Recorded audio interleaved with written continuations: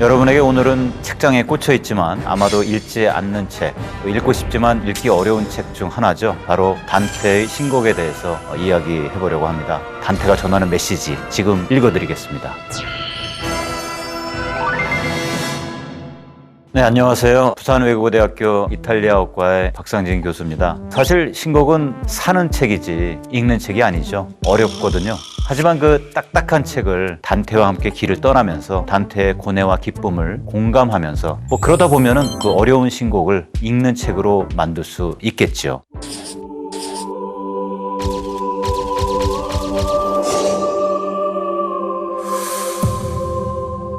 단테는 지옥에서 천국으로 여정을 펼쳤습니다. 그러면서 우리가 살아가는 동안에 만날 수 있는 수많은 애틋한 사연들을 보고 듣게 되고 또 정말 두렵고 피하고 싶은 그런 무서운 죄악들을 아주 낱낱이 목격을 하게 되죠. 사실 그 당대의 신곡을 접했던 많은 사람들은 단테가 신곡에서 들려주는 이야기를 진짜 현실이라고 믿었다고 하죠. 어느 정도였느냐? 베로나라는 도시가 있죠. 거기에 단테가 이렇게 좀 지나갈 일이 있었는데 단테가 원래 피부가 좀 검었다고 해요. 그다음에 머리카락 수염이 좀 곱슬곱슬했는데 단테가 지나가는 걸 본 여인들이 저 사람이 지옥에 가서 그 지옥의 불길에 그렇게 타고 그을렸대잖아. 이런 식으로 막 수군거렸다고 합니다. 그 정도로 단테의 그 저승 여행이 실감나게 당시에 읽혔다고 하죠. 그러다 보니까 수많은 예술가들이 이 신곡에서 영감을 얻어서 작품을 만드는 경우들이 많았죠. 로댕이라든가 미켈란젤로라든가 보티첼리 또 블레이크, 굉장히 많은 사람들이 신곡에서 영감을 받아서 창작을 하기도 했죠. 우리가 왜 단테와 신곡에 대해서 이야기를 해야 될까요? 먼저 단테가 살았던 그 시대와 장소, 이것을 살펴봐야 할 것 같아요. 단테의 시대는 중세에서 근대로 넘어가는 과도기였죠. 중세는 쉽게 얘기한다면 신의 시대였고 근대는 인간의 시대, 이렇게 요약할 수가 있죠. 단테는 중세와 근대를 잇는 징검다리의 역할을 했다고 평가를 받죠. 단테는 피렌체에서 1265년에 태어났습니다. 거기서 자랐고 교육을 받았고 활동도 했죠. 단테가 피렌체에서 살던 동안에 가장 중요한 일이라면 두 가지를 꼽을 수가 있습니다. 하나는 문학 청년으로서의 삶을 살았다는 것이고 또 하나는 정치가로서의 삶을 살았다는 것. 이 문학 청년으로서의 삶을 살았을 때에는 베아트리체라는 여자가 있었어요. 베아트리체라는 여자는 단테에게 문학적 영감을 주는 그러한 존재였고 첫사랑이었고 단테를 어디서나 베아트리체라는 이름이 등장을 합니다.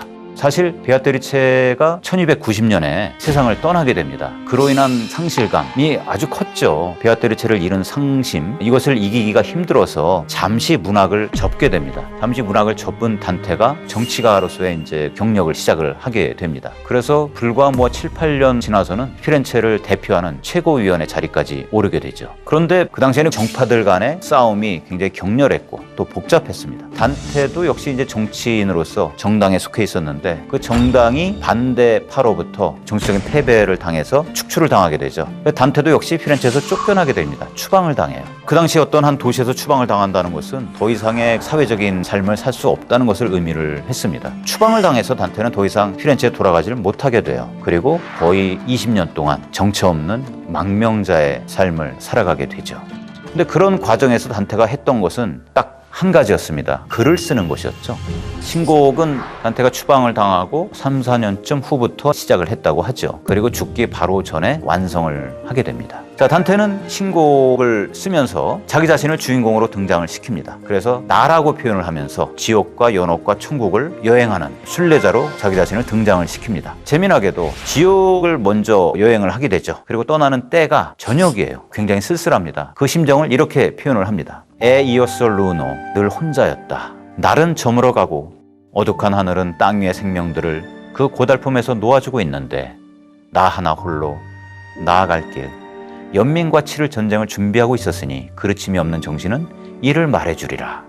자, 여기서 우리가 봐야 될 게 단테는 늘 혼자였다라는 점을 강조하고 싶어요. 단테의 그런 처지, 또 외로운 마음, 그럼에도 불구하고 단테는 길을 걸어가리라 다짐을 합니다. 길을 걸으면서 단테가 갖게 될 마음이 가장 대표적인 게 연민이죠. 연민과 전쟁을 치르겠다 이렇게 얘기를 했는데, 그것은 연민이 그를 사로잡는 만큼이나 반대로 연민에 너무 휘둘리지 않아야 되겠다, 이런 결심이기도 합니다. 연민에 너무 휘둘리다 보면은 지옥이든 연옥이든 천국이든 거기에서 만나게 되는 수많은 사람들, 또 사건들, 이런 것들을 잘 관찰을 하고 냉정하게 판단을 하고 우리에게 잘 전달을 해줘야 될 텐데, 그런 일을 제대로 못할 수도 있다는 거예요. 그러니까 연민에 휘둘리지 않고 우리에게 잘 전달을 하겠다 다짐을 하고 있는 것이죠. 자, 단테가 이렇게 저승 여행을 하면서 늘 길잡이를 앞세웠어요. 왜 단테가 길잡이를 필요로 했던가 라는 것을 생각을 해보면 거기에도 깊은 메시지가 있는 것 같아요. 자, 단테의 길잡이는 크게 두 사람이었습니다. 한 사람은 베아트리체였고 또 한 사람은 베르길리우스였죠. 베르길리우스는 로마의 시인이었죠. 단테가 굉장히 존경했던 그런 시인이었고요. 하지만 그리스도를 알지 못했고 또 세례도 받지 못했고, 그래서 덕이 많은 그런 삶을 살았음에도 불구하고 지옥의 림보라는 곳에 갇혀 있습니다. 단테가 어두운 숲에서 잠에 취해서 헤매고 있을 때 단테를 구하기 위해서 베르길리우스가 나타납니다.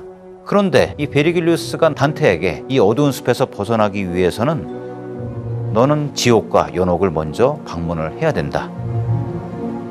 그리고 나서 천국으로 올라갈 수가 있다. 이렇게 이야기를 합니다. 천국에 올라간다. 그러기 위해서는 즉 죄, 고통 이런 것을 우리가 알아야지 우리가 선해질 수 있고 또 행복을 누릴 수 있다는 거예요. 사실 지옥은 우리 지하에 묻혀있는 그런 지하 세계이고, 연옥은 우리 지상에 산처럼 솟아있는 세상이죠. 그래서 이 지옥의 특징은 영원한 고통이에요. 그러니까 죄를 씻을 수 없는 사람들이 지옥에 떨어져서 영원한 고통에 시달리게 되는 거죠. 반면에 연옥은 죄를 씻는 곳이에요. 그리고 천국은 지구로부터 분리되어 있습니다. 자, 베르길리우스가 단테를 데리고 이제 지옥과 연옥으로 떠나려고 하는데 단테가 굉장히 망설이게 돼요. 왜냐하면은 지금 단테가 여행하려고 하는 그곳은 사실 죽은 자들의 세계입니다. 그런데 단테는 지금 살아있는 몸을 하고 여행을 해야 되는 거죠. 자기가 사도 바울도 아니고 아이네아스도 아니다. 이 두 사람은 살아있는 몸으로 저승을 여행했던 사람들이에요. 그래서 나는 아이네아스도 아니고 바울도 아닌데 내가 어떻게 감히 이런 여행을 할 수가 있겠습니까? 하니까 베르길리우스가 하는 말이, 이것은 너 혼자만의 그런 일이 아니다. 사실은 내가 림보에 앉아 있는데 베아트리체가 천국에서부터 지옥에까지 내려와서 거기에 있는 베르길리우스에게 얘기를 하는 겁니다. 단테가 어두운 숲에서 헤매고 있는데 빨리 가서 단테를 구해서 이 천국까지 데리고 올라오세요. 그러기 위해서 당신은 단테를 지옥과 연옥 안내를 하셔야 됩니다. 그리고 연옥의 꼭대기 거기까지 인도를 하면 거기서 천국을 안내를 하게 될 겁니다. 그러면서 나를 당신에게까지 보낸 사람은 따로 있다, 이렇게 얘기를 해요. 그러니까 성모 마리아가 우선 어두운 숲에서 헤매고 있는 단테를 보고 굉장히 불쌍하게 여기신 거죠. 그래서 루치아를 불러서 어서 가서 저 단테를 구해라 라고 하신 거죠. 그러니까 베아트리체는 그 명령을 받들어서 지옥으로 한 걸음에 내려와서 베르길리우스에게 부탁을 해서 단테를 안내하라고 이렇게 합니다. 그러니까 단테 뒤에는 성모 마리아, 루치아, 베아트리체, 베르길리우스, 이런 아주 대단한 인물들이 길잡이로서의 그런 진영을 갖추고 있는 셈이죠. 근데 사실은 잘 생각해 보면은 이런 길잡이들은 신곡에 나오는 인물들이죠. 그리고 신곡은 단테 자신의 창작물이고요. 그러니까 성모 마리아든 루치아든 베아트리체든 베르길리우스든 다 단테 자신의 분신이라고 볼 수가 있겠죠. 그러니까 내가 나를 이끌게 만드는 것, 그것은 곧 자신의 생각하는 힘을 통해서 자기 스스로를 이끌어 나간다는 것을 의미를 하는 겁니다. 생각을 해야지 우리가 인생을 똑바로 살아나갈 수가 있는 거죠. 단테가 연옥에 도착을 했을 때 해가 떠오릅니다. 그 해를 받아서 단테가 그림자를 이렇게 드리워요. 그래서 연옥의 영혼들이 그 그림자가 생기는 것을 보고 너무 깜짝 놀라가지고 당신은 살아있군요, 이렇게 놀랍니다. 사실 연옥의 영혼들은 육체가 없기 때문에 그림자가 안 생겨요. 거기서 단테가 어떤 깨달음을 얻죠. 햇빛이라는 것은 하느님의 은총인데 그 은총을 받으면서 동시에 그 은총의 빛을 그림자로, 어둠으로 만들 수 있는 그런 존재라는 거예요. 인간은 세상이 하느님의 섭리로만 이루어져 있다고 한다면 아무런 걱정이 없겠죠. 하지만 하느님은 우리 인간에게 의지라는 선물을 또한 주셨죠. 그 의지는 어느 때는 섭리도 능가해요. 그러니까 그 정도로 인간의 의지가 강하다는 거죠. 인간은 죄를 지을 수도 있고 짓지 않을 수도 있는 그런 존재다라는 거죠. 이것은 단테 역시 의지와 실천으로 이루어지는 어떤 그런 자기 자신의 여행, 이것이 곧 우리의 삶의 여행이기도 하다라는 것을 얘기해주고 있는 것이죠.